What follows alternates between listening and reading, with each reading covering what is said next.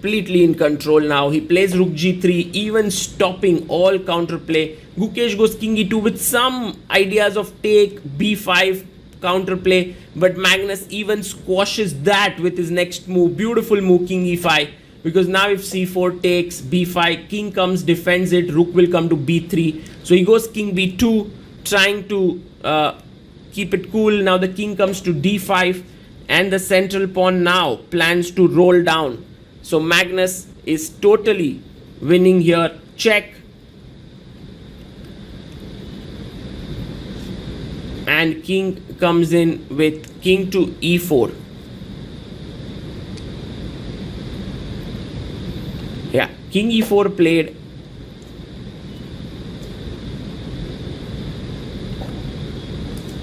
And Gukesh now has a very, very difficult task to even find a good move. He plays king b3, but the black pawns are rolling down now. First time for the e pawn to step one step ahead. Yes, e5. And Magnus would even like to move his king away. Maybe king comes up. He gives a check.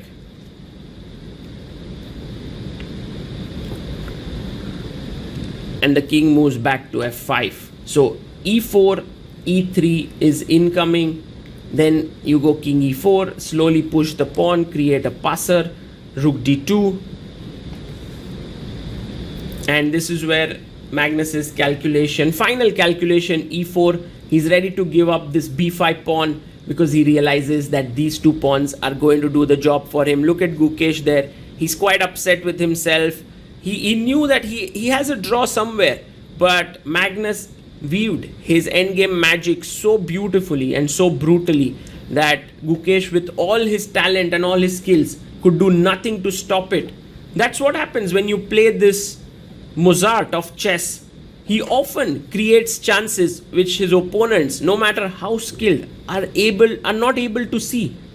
And after rook takes b5, now the e pawn is rushing down the board. e3, fantastic move. Later on, the rook can take this, and then you have two passers.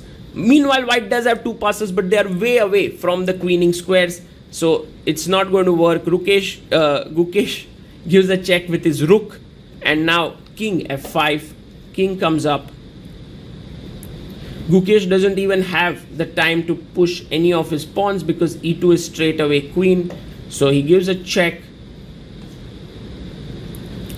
And Magnus goes king e4.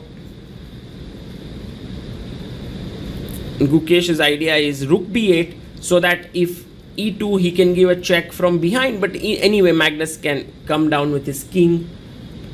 He plays e2, and this is over. Rook e8 check, king d3, and there's nothing that can be done. Gukesh resigns, and then he talks with Magnus. Let's hear what